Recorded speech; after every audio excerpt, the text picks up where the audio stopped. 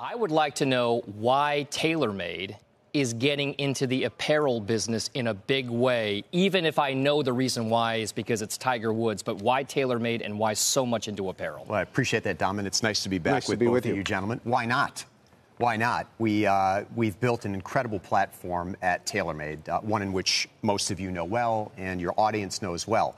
We have three specific businesses. We have an equipment and golf ball business, which is a core and legacy business for us and doing very, very well in the global marketplace.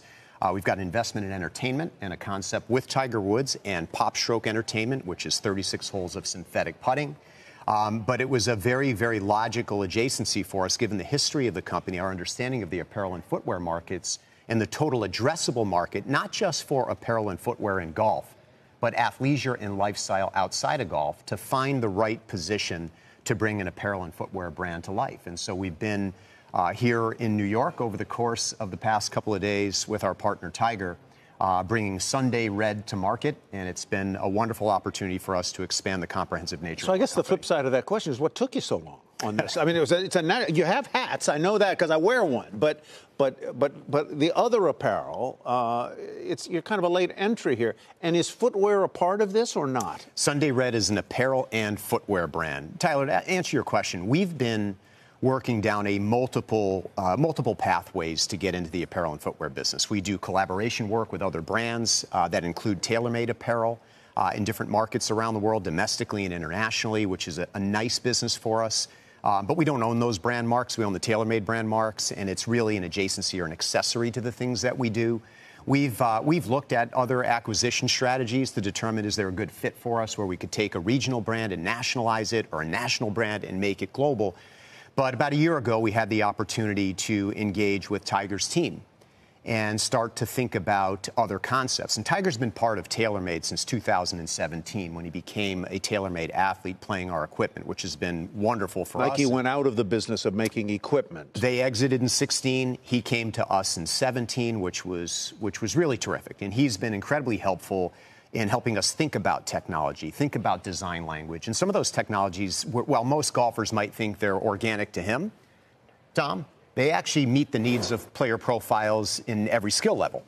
So when we had an inclination that potentially Tiger was considering other options relative to his future in apparel and footwear, and we thought about where we've been, but importantly, where we want to go, to bring a new brand to market, to bring a new option to the TaylorMade portfolio of brands and categories, this was a very, very clear synergy for us, and so we got started. Can you tell us a little bit? First of all, TaylorMade is a private equity-owned private company. We don't know a lot about your inner workings or financials. Can you take us through what you can tell us about the structure of this agreement? Is Sunday Red part of TaylorMade, or is it a separate venture that you and Tiger have interests in? How exactly does the structure set up? Yeah, fair question. We are privately held, so at this point in time, we don't disclose a lot of what our public peers might.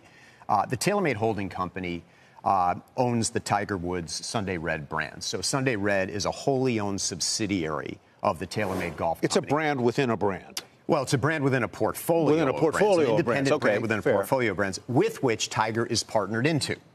And so Sunday Red is not based in Carlsbad, California, which is the world headquarters of TaylorMade. It's based north of us in San Clemente, so we can leverage the talent in apparel and footwear, fashion and design out of Orange County in Los Angeles, and the organic golf talent that you would find in San Diego. So we're based in Orange County. Separate management teams, separate product teams, separate everything, because we believe this brand should stand alone. The categories are uniquely different than designing and developing equipment and golf ball. And so Sunday Red is an independent subsidiary of the company. So Dom asked you intelligently about the private equity structure, your ownership structure. The natural, logical next question is, what about an IPO? One of the things that Sunday Red brings to our business, on top of our investment in Pop Stroke and our partnership with Pop Stroke Entertainment and the legacy business, which at this point in time is the largest of our portfolio, the leadership and equipment that we enjoy around the world and the strength and momentum we've established in golf ball, that provides us optionality to return capital to our shareholders across a lot of different potential pathways. So we haven't made a determination at this point in time, ultimately, what that will lead to. We have always believed that we follow the compass, not the clock. And what I mean by that is, if we create real value for our customers, true value for our customers, our shareholders will benefit from that. There's no doubt that Sunday Red will be additive to that that philosophy. Can we talk about the big picture really quickly? We talk to a lot of golfing CEOs, as you know. You watch CNBC. One of the things many of them have told me about is the normalization of golf post-COVID. Tyler mentioned COVID before. The growth rates are going to be hard to replicate. How exactly are you as a CEO navigating what you think the new normal is for golf post-COVID pandemic? Yeah, there's a lot of ways, Dom, to answer the question around normalization. If normalization is up 40% from pre-COVID in equipment sales, from pre-COVID baselines, and 19% in apparel and footwear, we'll take it. That's great. The beautiful thing is we've seen millions of golfers, both on-course golf and off-course golf, come into the game over the past several years. And they purchase in different cycles and different stages of their playing abilities and development. We talked about your kids, right? What will your kids be playing, not just today, but 5 years from now and 10 years from now? And then the replenishment cycle of those that have come into the game from recreational or starters to more advanced players.